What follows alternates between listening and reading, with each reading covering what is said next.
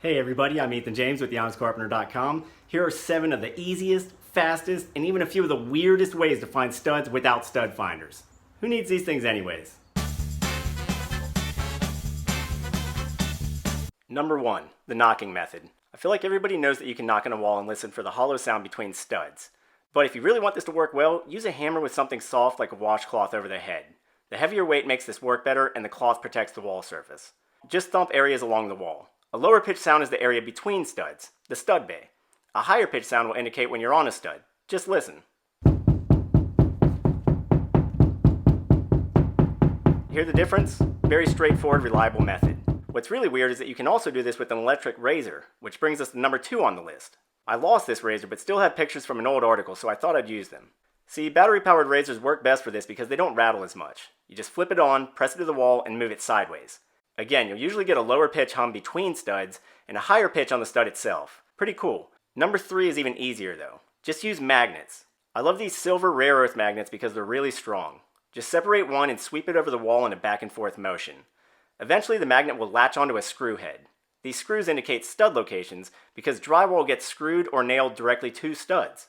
And this even works for plaster because old wooden lath in walls also gets nailed to studs. Once you find one stud location, you can confirm by just traveling straight down with the second magnet. You'll find screw heads about every 12 or 16 inches apart up and down the entire length of the stud. This method is so effective, I carry magnets with me everywhere when I'm working. I'll link the ones I use below.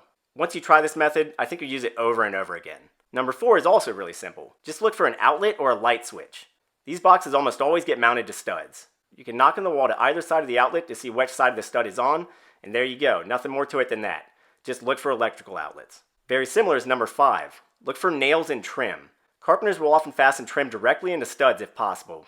Just makes things stronger. If you find a nail head that the painters didn't cover very well, knock on the wall there or run a magnet upwards. You may very well be on a stud location. This method works best for chair rail, baseboard, crown molding, any trim that runs horizontally across the room. And building on the same idea is number 6. Look for popped screws. Sometimes drywall screws aren't set deeply enough and they pop the mud patch hiding them. So if you find them, of course, they show your stud location.